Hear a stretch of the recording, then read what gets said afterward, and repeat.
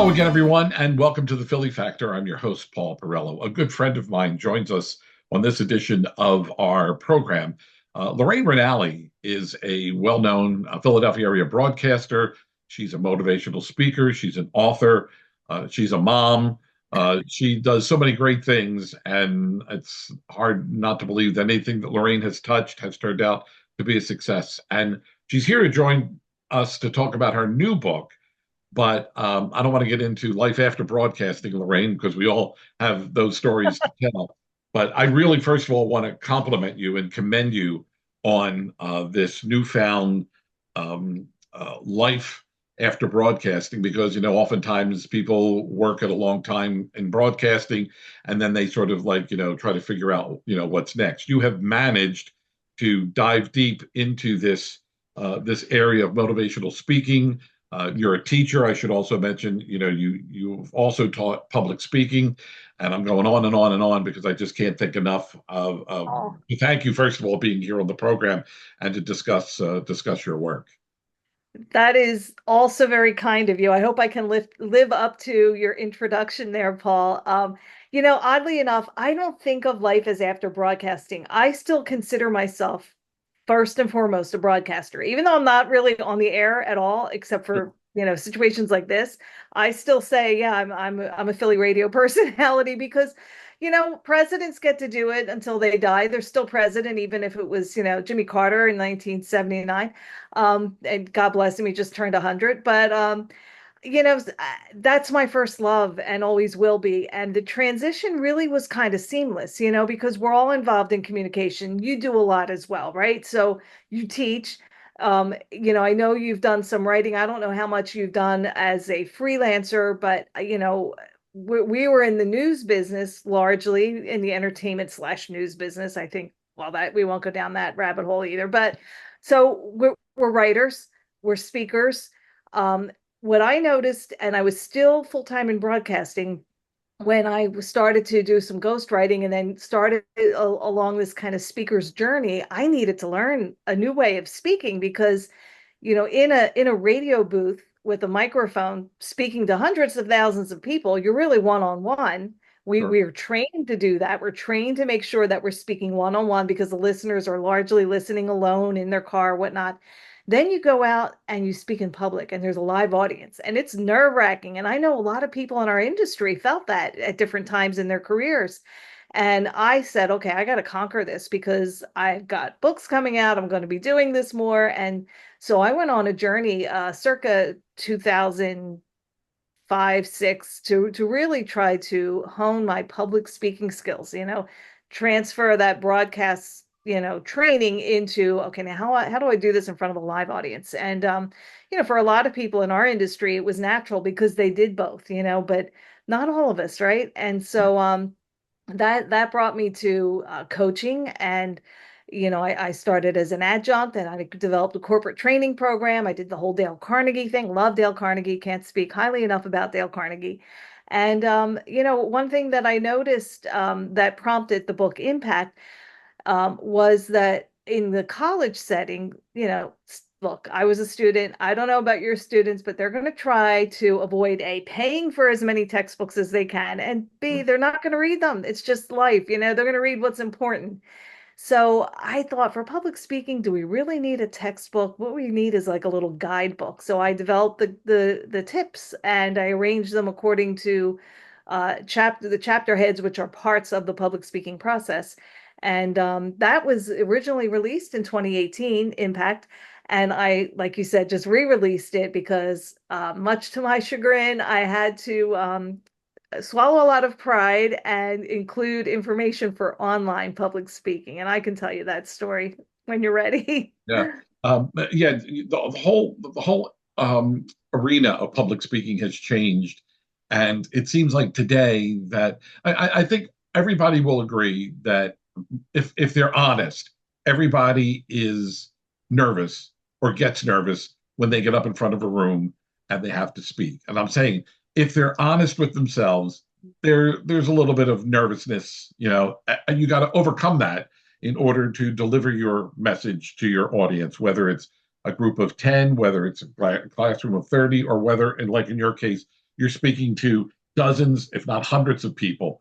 So I don't know if maybe post pandemic or during the pandemic and now post pandemic, people are we've all insulated or isolated ourselves. So the re-release of your book comes at a great time because we're now sort of getting back into that what was normal before the pandemic, but people are still having a difficult time communicating because you know why, Lorraine? At the end of the day, it's all about this. They Hmm. all want to send a text message. I often say to my students, when was the last time that you actually had a phone conversation with someone? People don't want to talk like we're talking here. They don't want to make a phone call. They would rather send a text message. I think Sure. you would agree, right? Well, and I think there's a whole generation, if not two, that are just so accustomed to that. I find myself, you know, back in the day, you didn't think twice about you needed to contact somebody, you picked up the phone. I mean, Sure. that was the only way of communicating. Now I hesitate. I feel like I have to text the person first and ask permission to call them, you know? And I say to myself, what's the difference? If they don't want to pick up the phone, they won't pick it up. It'll go right to voicemail, but I still feel a little awkward. It's weird how the phone has trained us to be, like you said, kind of isolated and insulated. And and what's scary is, you know, I think one of the benefits to having some years behind us is that we know the difference. But Sure. you have generations of people who don't know the difference. So they kind of have to learn it like it's new. And for us, maybe we have to relearn these basic communication skills. And Paul, you mentioned nerves. And I think it's important. So everybody's nervous to some degree, right? Yeah. And nervousness isn't a bad thing. So one of the first things I would say to people, yeah, sure, you're nervous. We're gonna turn those butterflies. We're gonna embrace that and turn that into adrenaline. It's a matter of understanding how to finagle the nerves, how to make them work for you. Now, I've had students that were so scared that they literally, I had one student, I refer to her often, she ran out of the room crying. And I literally had to go out and kind of talk her off the ledge, not the literal ledge, but she didn't want to come back in. I said, no, no, no, you have this. We went through everything, and then you have the opposite end of the spectrum. Some people that are so confident that they don't prepare, and they don't realize until they get up there, and then they get shocked by this, like, oh no, where am I going with this?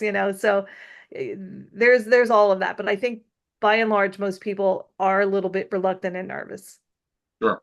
I want to mention you can find out more information about Lorraine, her motivational series, her books, and we'll get into impact in just a moment here. You go to LorraineRanalli.com and we'll have that information up on the screen. You can find out more information about how you can even get in touch with her if you so desire. If you're a business organization, a community group, and you would like Lorraine to come in and speak to your organization, she can do that too.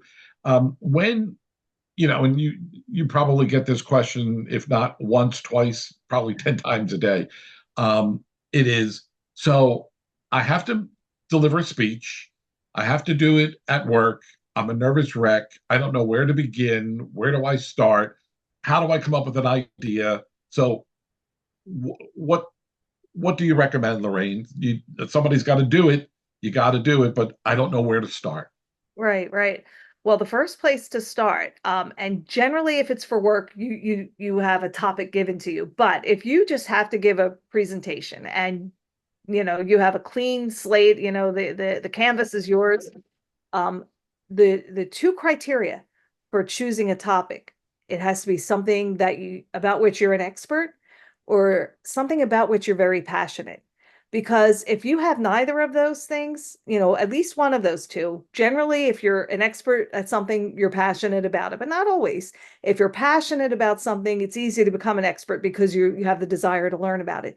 But, if you had to tell me, Lorraine, I need you to deliver a speech on basketball, professional basketball, I'd be like, oh man, not only am I not an expert, but I'm not passionate about it. Sorry, guys. I know it's a bit, a lot of people are, but really, I would say choose somebody else that's better at that. Now ask me to speak about my Italian American heritage or even public speaking or business communication. I get all fired up. I'm excited. So that's the first place, choosing a topic. Then a lot, again, try to put the nerves aside and preparation. Start with preparing your presentation, your content.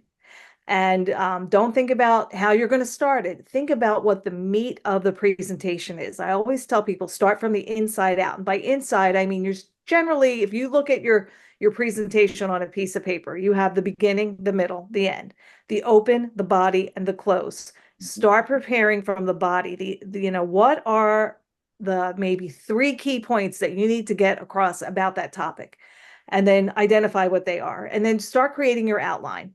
I tell people generally don't write your whole speech because people get caught up and nervous about writing and they get writer's block. Do an outline, and start again. What's the topic? What's the three main points? You don't want to make 10 points because people aren't going to remember them. Three is a great number. And then how are you going to support those key points? What evidence do you have? Do you have data? Do you have hypothetical stories, actual stories, some statistics? Maybe a catchy headline or a quote or a testimonial. All these things are evidence that are going to support your key points. And as you build this, you're going to get confident because you're like, you know what? Yeah, I have some good information here. I am an expert on this subject. I can talk about this. Sure. Then go back and develop your opening statement. You want to grab your audience's attention. You have what, 7 seconds to make an impression, they say. Make a great first impression. Start out with something strong, just like a headline. Or maybe it is a short story or, just some kind of a statistic or novel piece of information that's going to grab the audience's attention. Tell them, who you are and why you're the expert in a sentence or two, and then tell them what they're going to get out of your presentation. By the time I'm done, you're going to know this, this, and this. And then build your ending. And this is where people, I think, fall short very often. They think, okay, yeah, I got this. And they don't think about wrapping it up. And so they get up on stage and they meander and they're like, okay, I think that's it. No, no, no, no. Start strong, end strong, So do the same thing you did in the beginning, but do it in reverse at the end. So quick summary, sentence or two. This is what I just told you. Maybe you take questions at that point, and then a final statement that leaves that lasting impression, and maybe it's just that one thing you want everybody to remember about your presentation. When you prepare that way, and then you have something to practice, you already are at least 50%, if not more, beyond conquering your nerves. Now you're still going to maybe be uncomfortable, a little nervous. So now you practice, but you have to get that outline done first. Then you can practice it. You can visualize delivering it, and then address anything that's negative that comes into your mind, and just kind of stamp it out with a positive alternative. I call it the negative chatterbox. It gets us most of the times rattled up. You want to overcome that by, not focusing on what could go wrong, but everything that's going to go right. And that's basically how you do it. But it does take preparation, and practice. Yeah. I want to mention the name of Lorraine's newest book, Impact: Deliver Effective, Meaningful, and Memorable Presentations. And it is available online at your website, Lorraine. Through my website, through Amazon, and I think Barnes and Nobles too. Okay. I have to check on Um, that. It has been, yes. the one thing that I often tell students when they're in a public speaking class is know your audience, and you sort of alluded to this at the beginning here, but know your audience. And I think a key part of that is know how to read the room, because so many times, and we've all been in situations where we've gone into a seminar, we've gone into a speech, we've gone into a presentation, and the person who's delivering this speech or presentation thinks they know what they're doing, but they miss the key element of um, who's in the room, who are they talking to. They sort of have a prepared script, and they just go in and they're going to deliver that, but they don't know their audience, and that is, I think that's such a vital point that is overlooked oftentimes when presentations are made, is that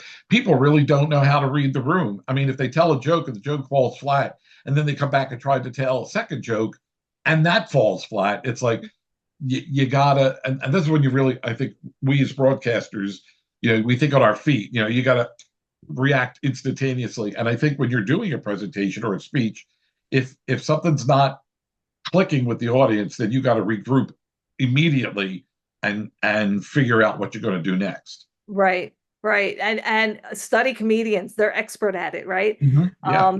But don't try to be one if it doesn't come natural to you. And I Right. think, yeah, Paul, that is just so important.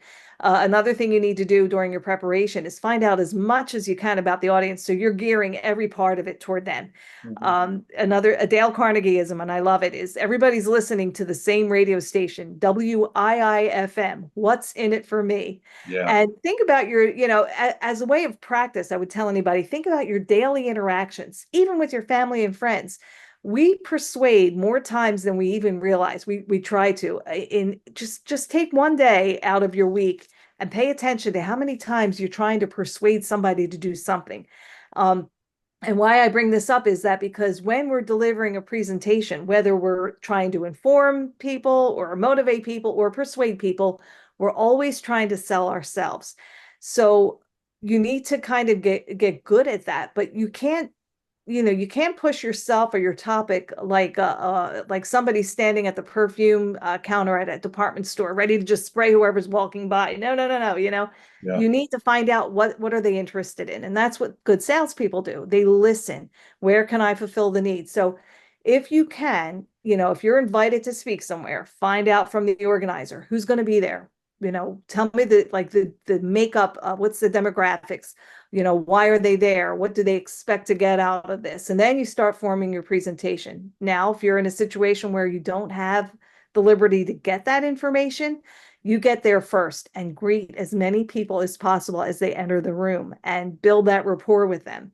But Lorraine, at that point, I've already prepared and practiced my presentation. You should have, yes, but now at least you know how to maybe finesse the delivery so that you're gearing it toward the audience. But most times, more than not, you'll be able to get that information at a time. But yeah, Paul, you're right. It's just so important to speak to the audience. We oftentimes say, prepare and practice, and people will say, well, I've read my speech 30 times. I'm ready for this. But maybe they read the speech 30 times, but did they read the speech out loud and hear what it sounds like? I mean, because, hearing it in your head and then hearing it in a room, be it Mhm. empty, are two different things. So you could practice that speech on paper numerous times, but the actual delivery, when you open your mouth and you start putting, emotion and feeling into the words that you're speaking are two different things altogether. And in our business, one of the most grueling things to do is to do an air check, right? And so for Yeah. those who aren't aware, an air check is when you get off the air, TV or radio, and you go back and you look or listen to yourself, and you just like, oh, I hate this, hate it doing air checks. Usually your program director will pull you in after a shift and say, okay, let's go over an air check. What did you do well? Where did you screw up? And you almost have to do that with yourself. And you can, because we all have phones. So all you Right. need to do is set it up somewhere, record yourself, or just record yourself for 5 minutes so you can see how you're delivering, right?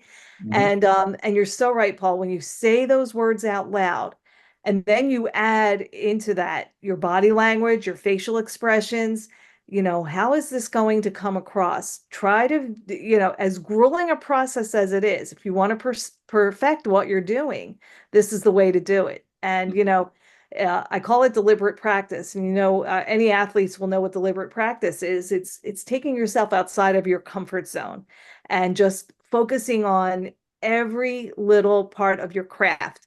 So focus on that, delivering the body and how you're transitioning from one point to the next, and focus on how you're starting off and what are you doing with your body as you're doing that? All of those things are so important. Sure. Absolutely. I think it's important for our audience to hear from you. Um, and I know the laundry list is probably very long or it could be very short, depending. But there have been probably presentations or speeches that you've given that went extremely well, and then on the flip side of that, there have probably been speeches or presentations that you made that probably came up a little flat. So can you give us Totally an flat bombed. Yes. I'm trying to be nice here, but you know where I'm going with this. But so give us an idea of one instance where you nailed it. It was great.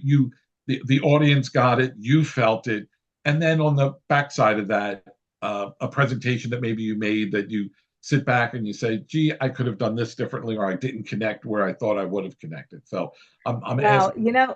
it's so funny. You ask for the good, and I only remember the bad, but there were a few good. And I'll tell you, the bulk of my speaking career was around Gravy Wars. When I released Gravy Wars in 2009, I can't believe it's 15 years ago. I was asked to speak at so many Italian American organizations, and one of my best presentations, it was just rip roaring funny. Several times, and my kids would cringe, but several times people would come up and say, "You should do stand up." I told my kids that one day, and they're like, "Oh, heck no, please, mom, no." Just because it's easy when it's a subject you're so comfortable with, and it's yourself and your self-deprecating humor, and I love to do that to a Sure. fault sometimes. But there was one in particular at a church in South Philadelphia, and I can't remember which one, but it was really fun, and I literally had the chance to be in the audience and walk around, and I was throwing tchotchkes around, and they were just cracking up and had a good time, but I got the point across. Um, and you know what? I can name so many times where there were mess ups, but one in particular that I don't talk about often, and it just comes to mind because it has to do with Gravy Wars as well. I was honored at the oh gosh, Italian American organization. Now I can't remember the name of it, but it was Political Action Committee, the Italian Political Action Committee. And I prepared a very serious speech because this was a group of very well-to-do, very politically connected. Everybody in there got a copy of the book. And I went in thinking I had to do this serious speech about, and it was a short one. It was just a short speech. And I focused on my grandfather's immigration and tried to connect that with, just the world of politics or whatnot. And it bombed. You know why it bombed? I didn't smile. I didn't have fun. I didn't do what I do best. I should have just went in there and realized that it doesn't matter, that these people are all, influential money people in the Italian community. They would have had as much fun talking about the slang and, the wooden spoon and all the jokes that I would throw into my regular presentation and still make the same points. But so that's one of many examples of where I could have done better. Sure. We have about 5 minutes left of the program, and we could go on and talk for another, 45 minutes. But Mi um, scusi, yeah, chiacchierone. when so if a person is looking um, to sort of break out of their shyness or their inability to deliver a speech, or that they know that maybe it's a career choice or a career decision that I know I have to take this to the next level. I need to break out of my comfort zone. That's the term I'm looking for. I mean, what would you recommend? I mean, because we all get to that plateau. We get to that level and we're like, I want to do this. I want to get here. But in order to get there, I need to do this. Yeah. And sometimes it means I need to be a little more outgoing. I need to, stand up at at an office gathering and let people know, who I am and that I am someone that, wants to be heard. And maybe that part you parlay that into a speech in front of a business person's group or whatever. So, what could you tell that person who is a little reluctant to take that step but needs to take that step? Well, when you do speak in public, when you have the floor, whether it's the boardroom or a major, venue, you're in a position of power. So I would say, first of all, don't take advantage of that power. Be scrupulous, have uh, um, integrity. Um, but if you really want it, you're going to do it. And the way to do it is incremental. Start small. So speak up at the PTA. If you have kids and get involved in the school, do it with a smile on your face. Believe it or not, I was a shy kid. I have an introvert's personality, but I love getting on stage. As nervous as I get, I love it more than I love just being in a crowd. I get a little bit nervous, right? But so what I did was I was a teenager when I recognized I wanted a career in radio, and everybody said, "Ah, you'll never make it. You're too shy." I started reading at mass. I worked at Roy Rogers because at the time Roy Rogers had a microphone and you had to call the order in so that the cooks could hear you through a microphone. Um, then as I got into my career, I did small speaking engagements, local community groups, Rotary Club, whatever, the school. So I would say get out there and do it. The only way you're going to get more comfortable and get better is to keep doing it. And so whatever opportunity presents itself, fake it till you make it. You Mm. know, read my book for some tips. There's tons of information online. I would look into a Dale Carnegie course. It's a huge confidence builder. It's wonderful. And I have no connection with them. I get no kickbacks. I just love the program. I think it's solid. That's what I would recommend.